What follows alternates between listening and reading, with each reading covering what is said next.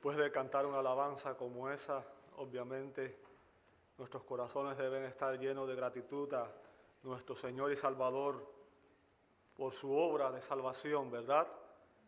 Por lo que Él ha hecho por nosotros.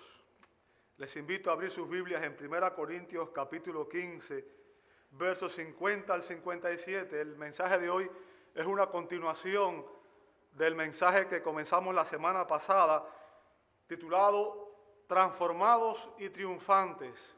Transformados y triunfantes. Habla de la experiencia del cristiano en la resurrección. 1 Corintios capítulo 15, versos 50 al 57. Abrir su Biblia, por favor. Dice así la palabra de Dios. Esto digo, hermanos, que la carne y la sangre no pueden heredar el reino de Dios, ni lo que se corrompe hereda lo incorruptible. Así que les digo un misterio: no todos dormiremos, pero todos seremos transformados. En un momento, en un abrir y cerrar de ojos, a la trompeta final, pues la trompeta sonará y los muertos resucitarán incorruptibles, y nosotros seremos transformados, porque es necesario que esto corruptible se vista de incorrupción y esto mortal se vista de inmortalidad. Pero cuando esto corruptible se haya vestido de incorrupción y esto mortal se haya vestido de inmortalidad, entonces se cumplirá la palabra que está escrita: devorada ha sido la muerte en victoria. ¿Dónde está, oh muerte, tu victoria? ¿Dónde, oh sepulcro, tu aguijón? El aguijón de la muerte es el pecado y el poder del pecado es la ley. Pero a Dios gracias, que nos da la victoria por medio de nuestro Señor Jesucristo. Amado Dios, damos gloria en esta hora al Padre, al Hijo y al Espíritu Santo. Y queremos, Señor, agradecer por la victoria de Cristo en la cruz. Gracias por su sangre, porque es a través de su sacrificio, es a través de su muerte que nosotros recibimos el perdón de nuestros pecados y que somos reconciliados con el Padre. En esta hora, Señor, damos gloria y recibimos, Señor, en esta mañana, en este momento, queremos venir ante ti y recibir palabra de parte tuya, Señor. Pedimos que tu Espíritu Santo sea el Maestro, que nos ilumine y nos guíe a toda verdad. Y rogamos, Señor, que a través de tu palabra tú nos hables a nuestros corazones y nos transformes a la imagen de Cristo. Lo pedimos en el nombre de Jesús. Amén, amén y amén. Pueden tomar sus asientos, hermanos. Muchas gracias.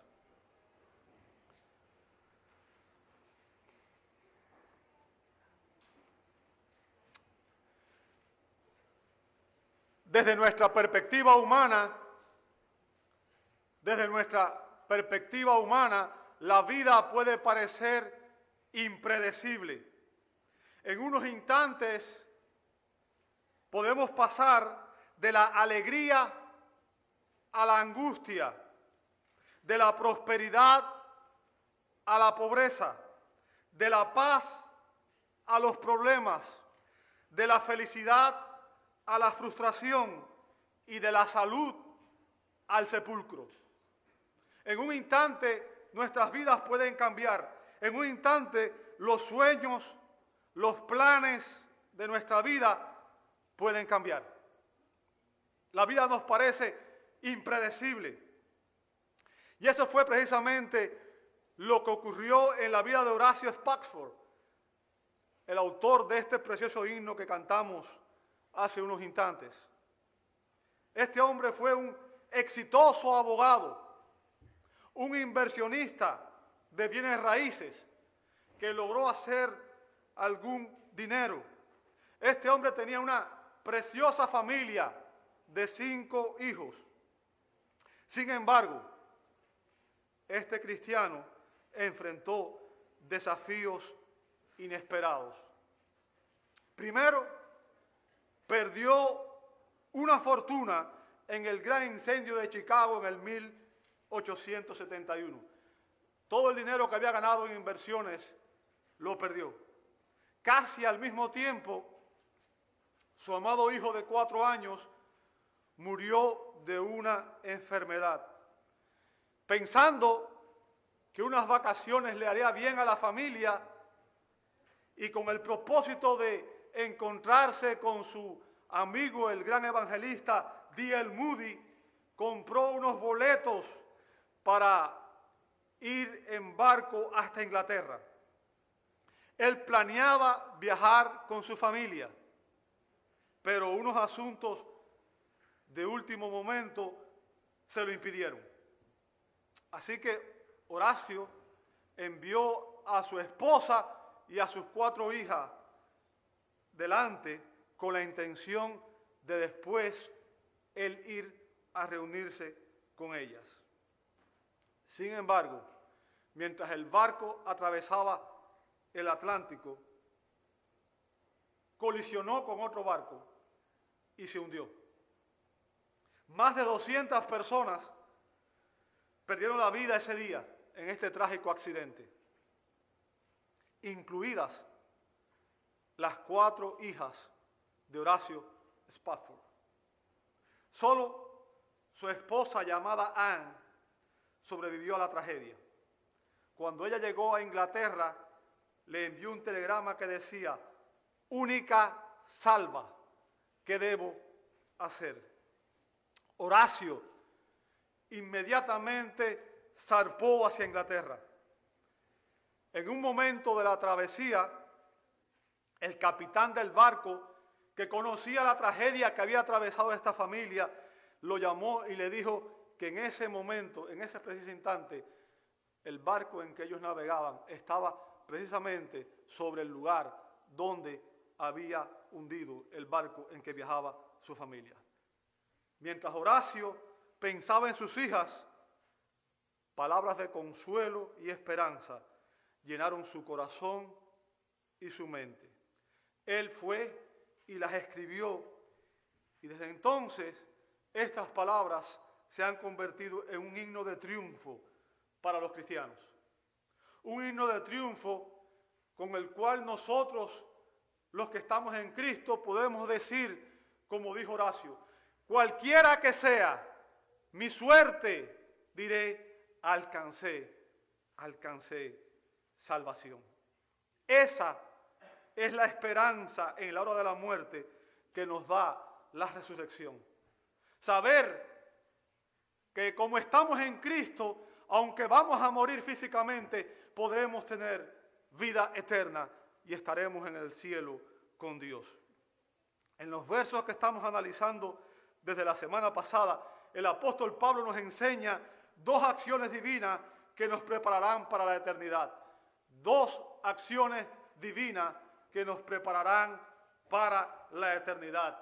La semana pasada vimos la primera, en los versos 50 al 53, Dios va a transformar nuestros cuerpos. Dios transformará nuestros cuerpos de ser cuerpos corruptibles a ser cuerpos incorruptibles, de ser cuerpos mortales a ser cuerpos inmortales. Dios transformará nuestros cuerpos en la resurrección. Y el día de hoy veremos que Dios también nos dará el triunfo en los versos 54 al 57. Versos 54 al 57 habla del triunfo de los cristianos. El triunfo de los cristianos. Vamos a empezar con el verso 54. Dice así la palabra de Dios: pero cuando esto corruptible se haya vestido de incorrupción y esto mortal se haya vestido de inmortalidad, entonces, dice Pablo. Y fíjense, recuerden, dijimos que habla de vestir. Cuando habla de vestir aquí no se refiere a ropa física, sino se refiere al cuerpo humano, ¿verdad? Y está diciendo que nuestras almas van a ser, obviamente, cuando el cristiano muere, va a la presencia de Dios y nuestros cuerpos van a dormir al sepulcro. Y por tanto, Pablo, hablando de esta situación, dice que los cristianos en esta condición están desnudos, pero que nuestro anhelo es ser vestido con un cuerpo celestial.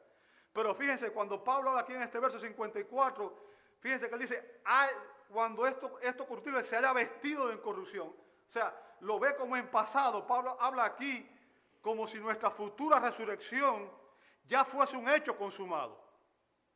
como si nuestra futura resurrección ya hubiese ocurrido. Ahora, ¿por qué habla de esta manera?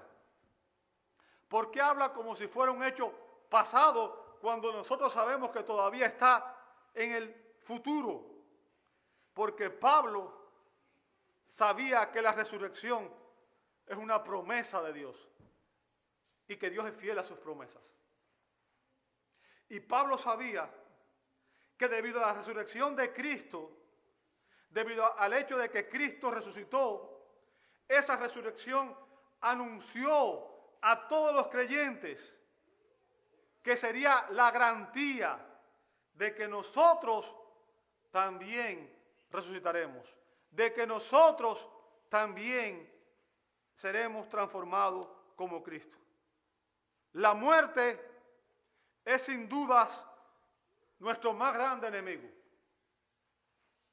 El enemigo más grande al que todos los hombres le temen. De hecho, Sigmund Freud, que fue el fundador del psicoanálisis y la psicología moderna, escribió estas palabras.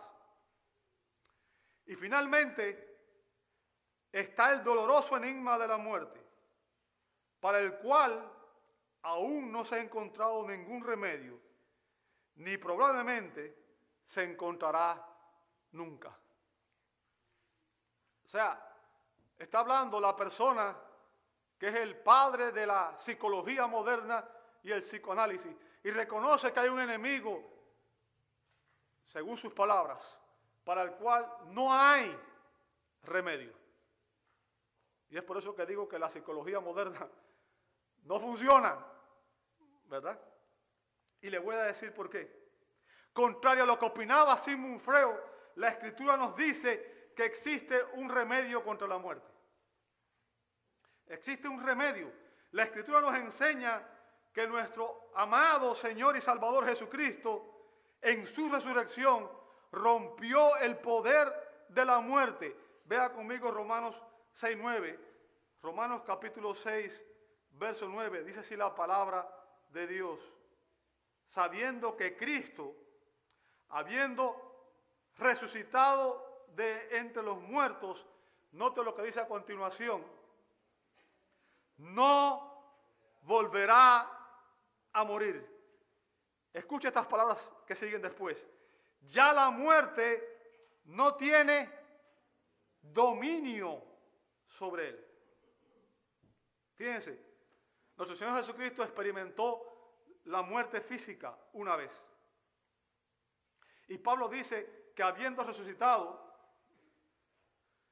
la expresión literal en el griego dice que Él no muere más, nunca más va a morir, nunca más. Él no quedó en la tumba, Él resucitó y está vivo por los siglos de los siglos. Amén. En la resurrección, nuestro Señor Jesucristo triunfó sobre la muerte. Y esta, dice Pablo, ya no tiene dominio. ¿Sabe? La expresión literal ahí en el griego significa gobernar como Señor.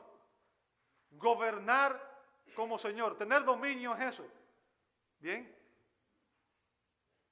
La muerte no gobierna sobre Cristo, como gobierna sobre todos los demás seres humanos. Yo quiero que usted entienda, actualmente la muerte gobierna sobre todos los hombres, sobre todos los hombres.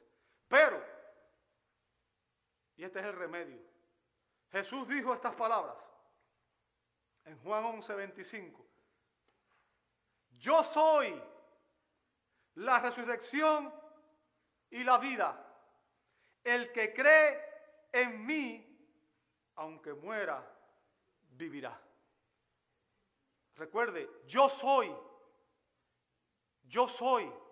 Y ese yo soy es importante porque nos recuerda cuando Moisés le preguntó a Dios, si los hijos de Israel me preguntan, ¿quién me envió? ¿Qué les digo? Y Dios le dijo, yo soy el que soy.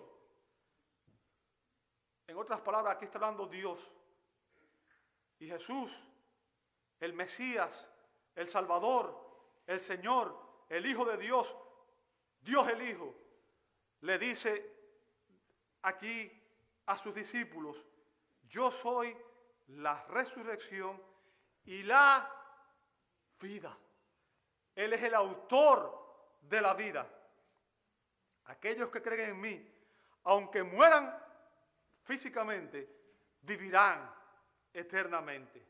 Todo aquel que pone su fe en Cristo, todo aquel que cree en Jesucristo como su Señor y Salvador, la Escritura dice que tiene vida eterna.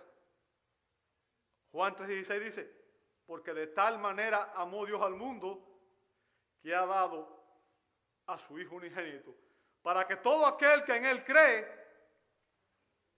no se pierda, mas tenga vida eterna. Y yo quiero que usted entienda, tener vida eterna no solo significa tener una vida sin fin. Tener vida eterna significa una calidad única de vida. No vamos a tener vida eterna cuando partamos de este mundo, cuando muramos físicamente, sino que el cristiano tiene vida eterna desde el momento que Dios habita por la fe en él. Si Cristo está en ti, tú tienes vida eterna. Vida eterna es una calidad de vida. Vida eterna es conocer a Dios de manera personal y tener una relación personal con Dios. Vida eterna es compartir la vida de Cristo.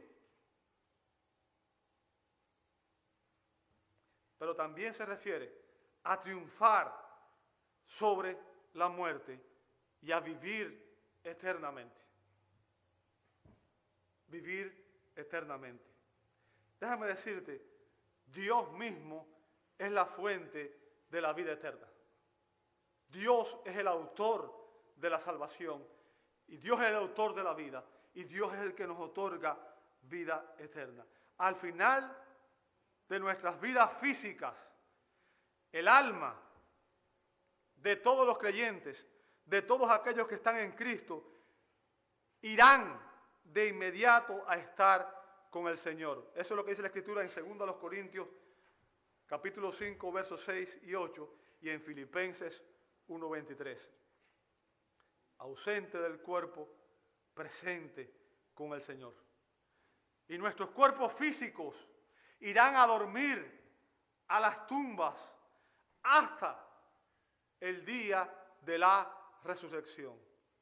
La muerte física para el cristiano, amado hermano, da como resultado el inicio de una nueva vida, una vida superior, una vida incomparable. Jesús también dijo: porque yo vivo, vosotros también viviréis. Juan 14:19. ¿Sabe? Jesús dijo que no debíamos temerle a la muerte, porque triunfaremos en la muerte y sobre la muerte. ¿Por qué? Porque estamos en Él. Porque estamos en Él. Y porque Él triunfó, Él promete a sus hijos que ellos también triunfarán con Él. ¿Cómo? Por su triunfo. Fue el triunfo de Jesús el que garantizó que nosotros también triunfaríamos y que nosotros también resucitaríamos. Y porque su Espíritu habita en nosotros. Y es por eso que el cristiano tiene vida eterna, porque Dios habita en usted. La Biblia dice que todo aquel que recibe a Cristo, el Espíritu Santo, el Padre y el Hijo, vienen a ser morada en nosotros. Dios habita en nosotros. Y la promesa es que usted y yo también triunfaremos sobre la muerte. La pregunta es, ¿cuándo ocurrirá este triunfo? ¿Cuándo ocurrirá este triunfo? Pablo afirma que cuando seamos transformados en la resurrección. Dice a continuación en el verso 54, entonces se cumplirá la palabra que está escrita. ¿Lo vio ahí? Fíjense, nuevamente Pablo basa sus enseñanzas en las escrituras del Antiguo Testamento. El apóstol combina aquí a continuación dos profecías que fueron dadas por dos diferentes profetas. Bien, él comienza diciendo: devorada ha sido la muerte en victoria. Devorada ha sido la muerte en victoria. Y esta es una cita del profeta Isaías. Y a continuación dice en el verso 55, ¿dónde está, oh muerte, tu victoria? ¿Dónde, oh sepulcro, tu aguijón? Y esta es una cita del profeta Oseas. Bien. Y lo que Pablo va a hacer es usar a estos dos profetas para explicar que cuando los cristianos seamos transformados en la futura resurrección, se cumplirá el triunfo que predijo nuestro Señor Jesucristo. El día que usted y yo resucitemos, seremos transformados y triunfaremos sobre la muerte. Ese día se cumplirá la promesa que Dios dio por medio del profeta Isaías. Isaías 25:8 dice así la palabra de Dios: Él destruirá la muerte para siempre. Él, ¿quién es ese Él? Dios. Él destruirá la muerte para siempre. El Señor Dios, ¿qué hará? Enjugará las lágrimas de todos los rostros y quitará lo oprobio de su pueblo de sobre toda la tierra, porque el Señor ha hablado. Una promesa de parte de Dios para su pueblo. Bien, el hebreo literalmente dice así: Él, o sea, Dios, se tragará la muerte para siempre. Se tragará la muerte. Esa es la expresión literal. ¿Sabe? Cuando usted se traga algo, cualquier cosa que sea desaparece, ¿cierto? Desaparece. Y el punto es que la muerte será destruida y desaparecerá, como vemos en Apocalipsis 20:14. Lo que parece una victoria para la muerte y una derrota para nosotros cuando morimos físicamente y nuestros cuerpos físicos van a la tumba y se descomponen, esa aparente derrota se invertirá por completo en la resurrección. La muerte ha sido sentenciada por Dios a la destrucción, y esa sentencia fue dada en el Calvario.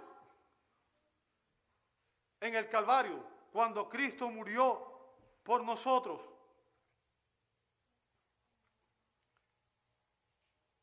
Y ese triunfo de Jesús fue un triunfo absoluto, sempiterno.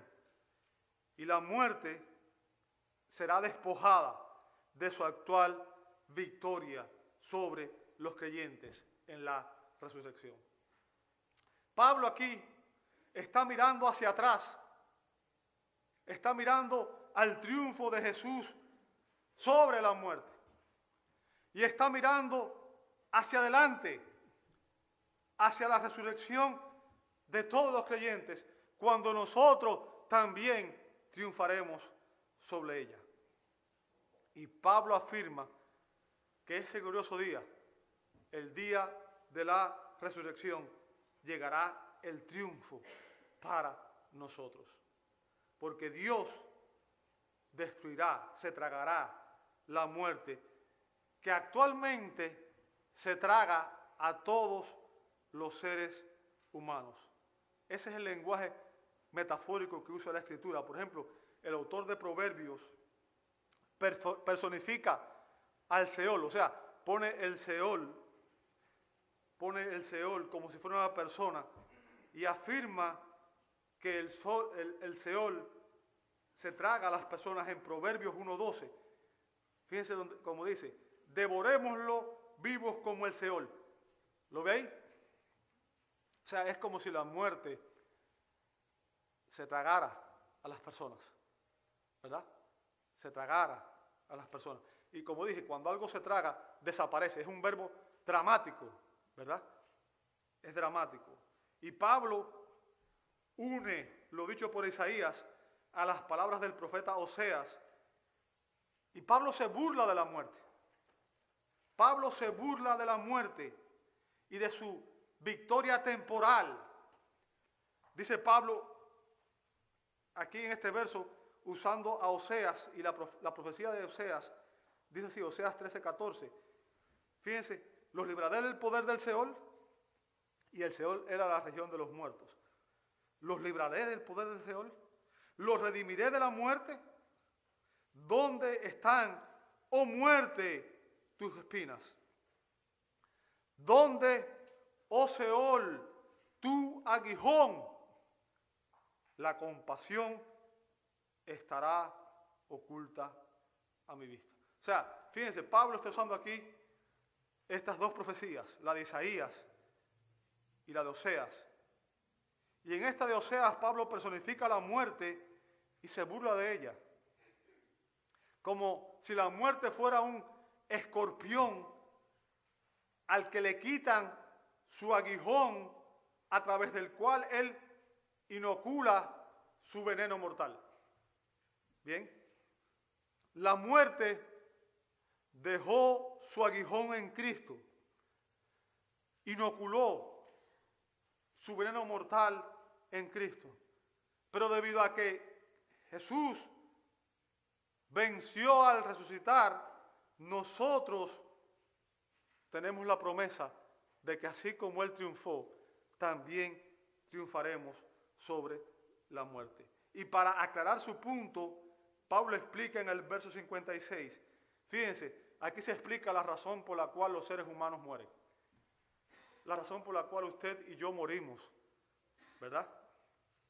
Pablo dice en el verso 56, el aguijón de la muerte, ¿cuál es? Es el pecado. Fíjense, no es la muerte la que mata. No es la muerte la que tiene el poder. La muerte no tendría poder a menos que hubiera pecado. La razón por la que el ser humano muere es por la consecuencia del pecado. El pecado fue el que trajo la condenación que llevó a la muerte. ¿Entiende eso? La muerte no tiene poder, escuche bien lo que voy a decir, a menos que haya pecados no perdonados. ¿Entendió eso? A menos que haya pecados no perdonados. Su aguijón, el aguijón de la muerte, es el pecado. Y es el pecado el que introduce su veneno mortal en cada persona, como vemos en Romanos capítulo 5, verso 12. Escucha lo que dice Romanos 5:12. Por tanto, tal como el pecado entró en el mundo por un hombre. ¿Quién fue ese hombre? Fue Adán. Fue Adán. Bien. El pecado entró en el mundo a través de Adán. Dice, y la muerte, ve ahí, ¿y la muerte de qué es consecuencia? Del pecado. La muerte entró, ¿por qué entró la muerte?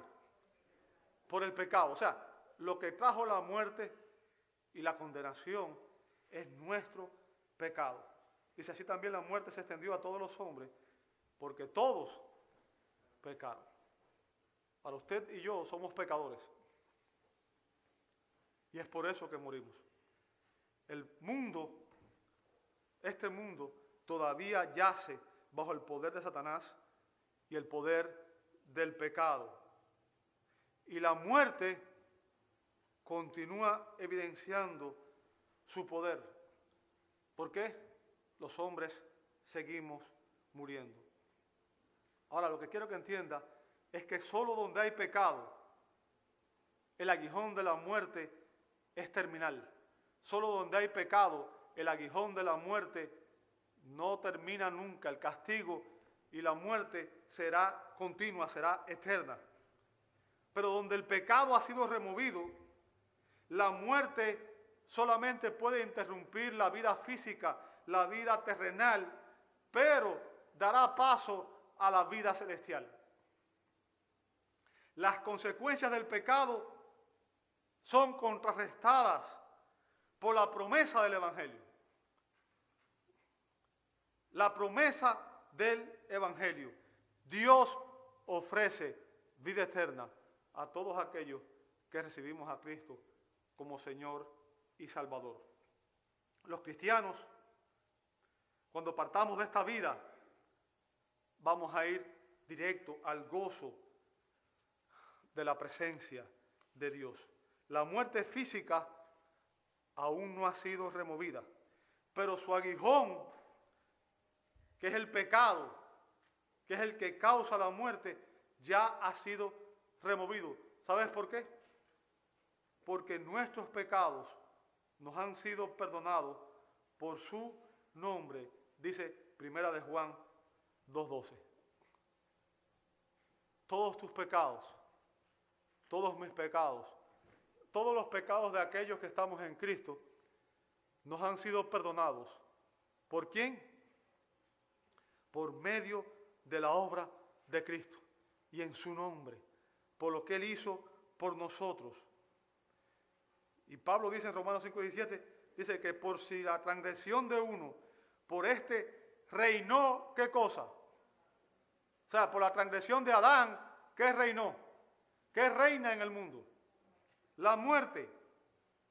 Dice, mucho más, y hablando a futuro, obviamente, y hablando de todo lo que reinará en vida por medio de uno, ¿quién? Jesucristo, los que reciben la abundancia de la gracia y del don de justicia. ¿Qué significa? En Cristo la maldición del pecado se revierte. El pecado de Adán trajo muerte universal. Y recuerden, cuando hablamos de muerte, hay tres clases de muerte, recuerde eso. La muerte espiritual, que Adán sufrió de inmediato, enseguida que él pecó, él perdió la comunión con Dios. Él perdió el conocimiento de Dios. Él trató de esconderse de la presencia de Dios. Él sintió miedo, ¿ok? Muerte espiritual. Y cada hombre, cada persona que nace en este mundo nace muerto espiritualmente. Está la muerte física, que es la separación del alma y el espíritu del cuerpo físico. Y está la muerte eterna, que es la eterna separación de Dios. Bien, tenemos que tener eso en cuenta. Ahora, todas esas muertes son consecuencia del pecado. Son consecuencias del pecado. Adán trajo la muerte de forma universal. Ahora, el sacrificio de Cristo trajo salvación y vida eterna a todos aquellos que reciben al Señor Jesucristo por la fe. Por supuesto,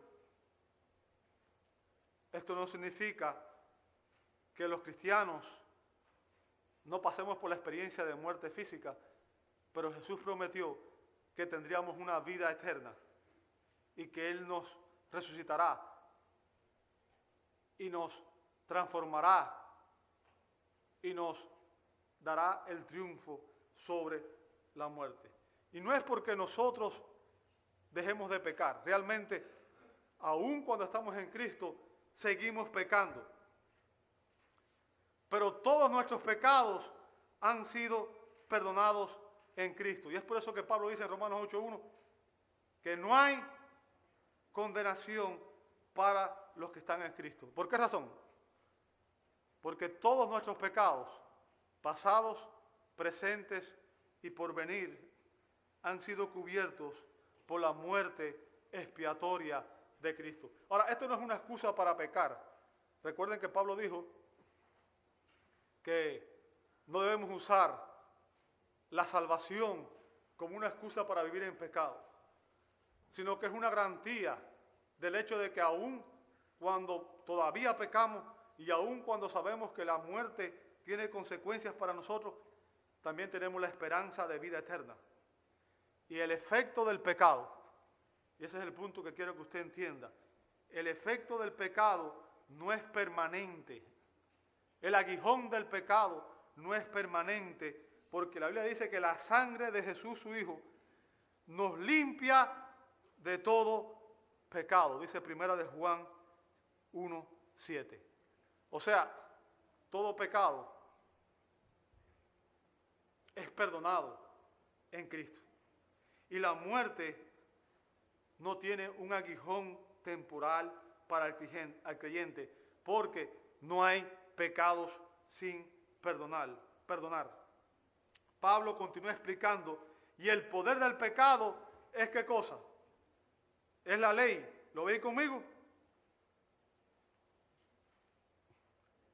Verso 56. Y el poder del pecado es la ley. O sea, el pecado es la causa de la muerte. ¿Sí o no? Y Pablo dice que por medio de la ley viene el conocimiento del pecado. Romanos 3:20.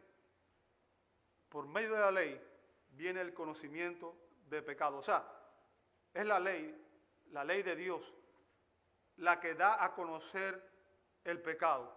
Pero yo quiero que te entiendas, la ley de Dios no tiene poder para salvarnos. La ley promete, dice, el que haga estas cosas vivirá por ellas. Ahora, si nosotros pudiéramos cumplir la ley a la perfección, nosotros pudiéramos vivir. Pero ningún ser humano puede obedecer la ley. Es imposible para un pecador obedecer perfectamente la ley moral de Dios.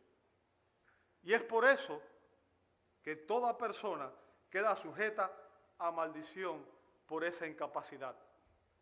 ¿Por qué? Porque cada vez que quebrantamos la ley de Dios, estamos violando la santidad de Dios.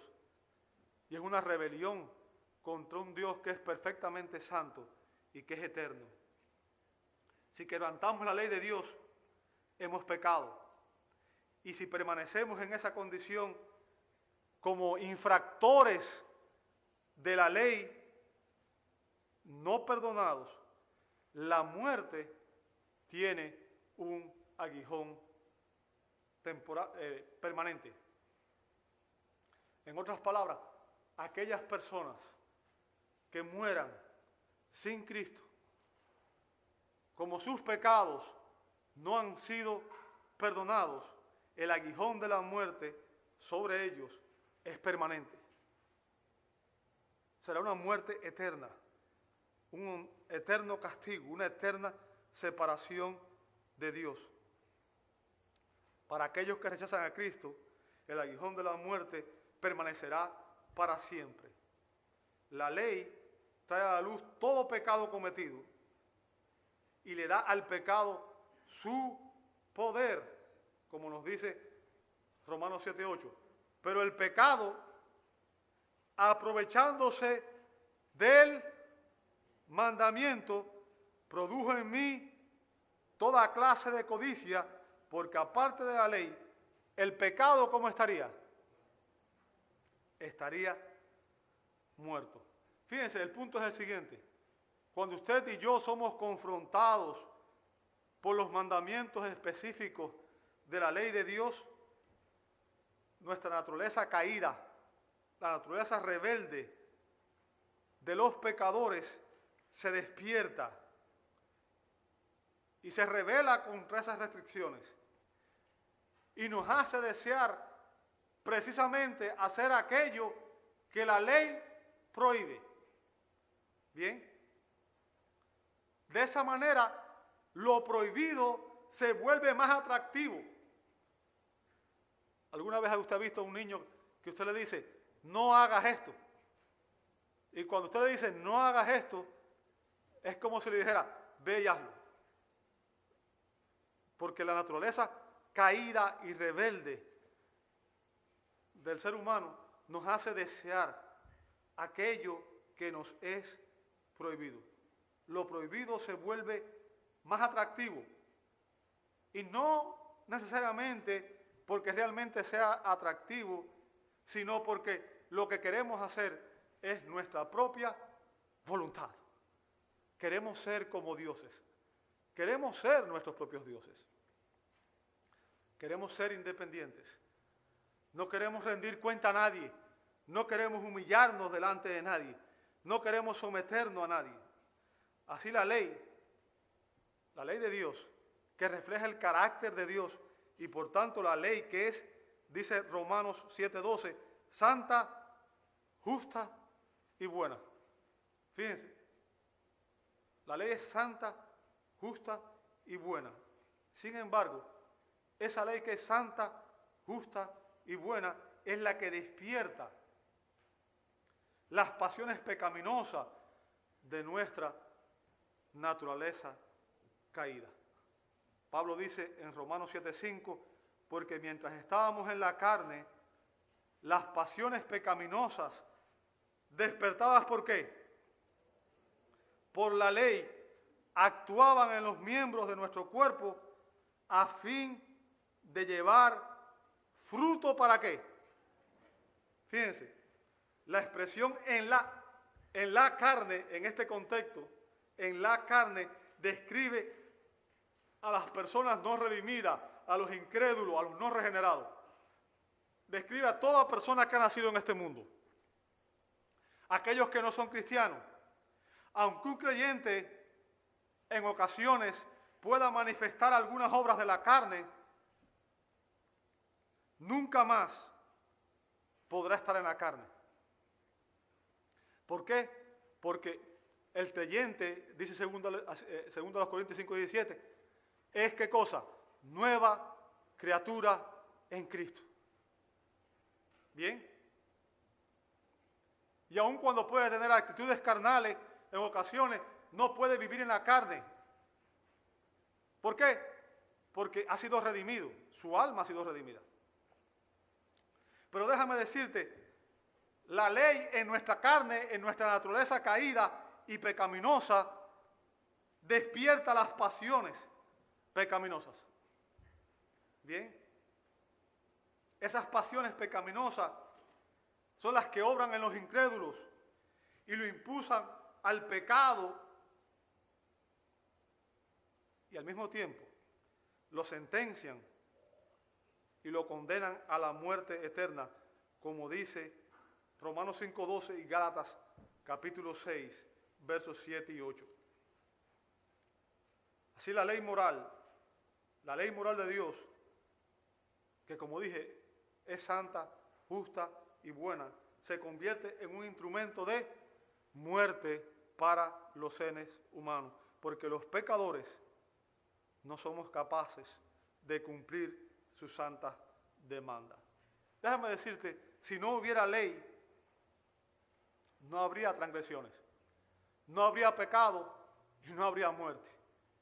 Romanos 4:15 dice, porque la ley, ¿qué es lo que produce? Ira. Pero donde no hay ley, tampoco hay ¿qué cosa? Transgresión. Fíjense, los hombres morimos porque quebrantamos la ley de Dios. ¿Me entendió? Y todos quebrantamos la ley de Dios. Ahora, la diferencia está en que si usted está en Cristo, sus pecados han sido juzgados y perdonados en Cristo. Si usted no está en Cristo, usted va a tener que pagar la sentencia por su pecado.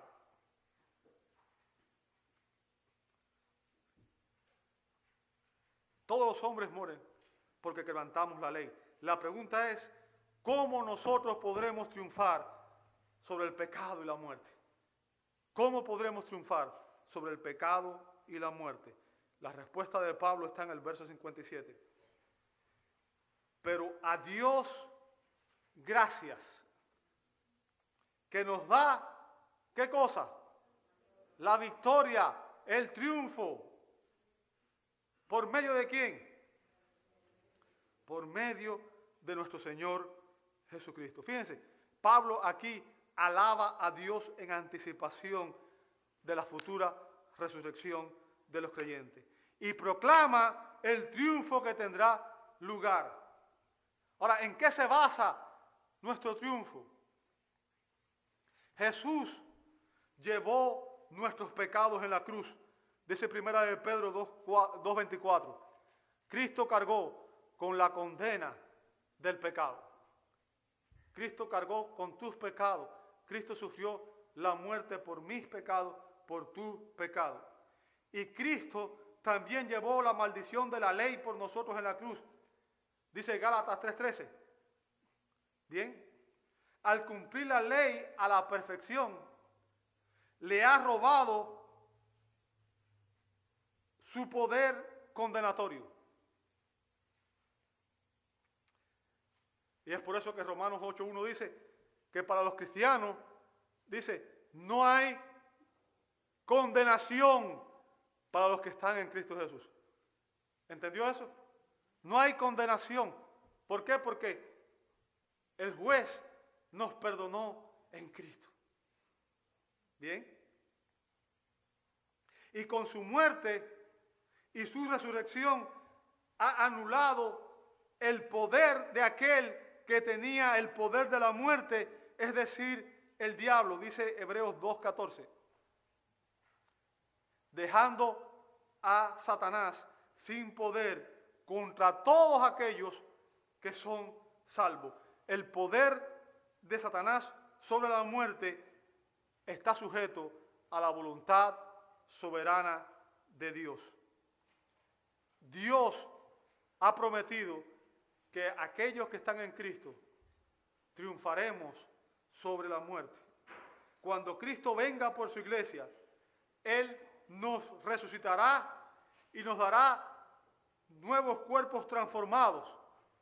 Y ese día experimentaremos el triunfo final sobre el pecado, Satanás y la muerte.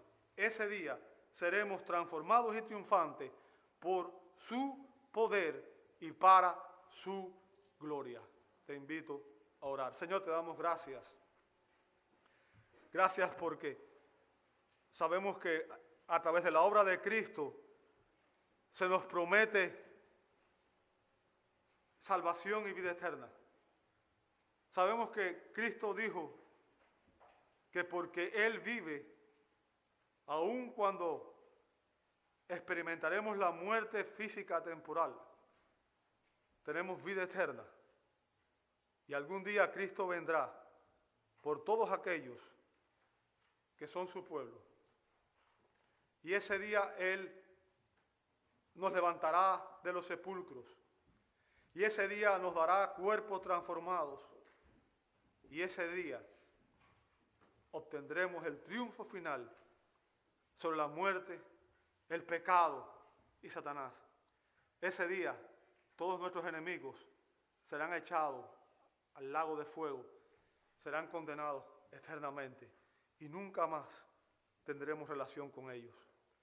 Gracias Dios, porque sabemos que la muerte es un gran enemigo para los hombres. Y nos angustia el ver partir a un ser querido. Pero gracias también porque tenemos la promesa de que si estamos en Cristo, esta separación será temporal. Porque todos aquellos que estamos en Cristo seremos resucitados, seremos transformados y seremos triunfantes. Y esa es tu promesa para nosotros. Y es por eso que podemos decir, cualquiera que sea nuestra suerte, diremos, alcancé salvación. Por la victoria de Cristo. Amén.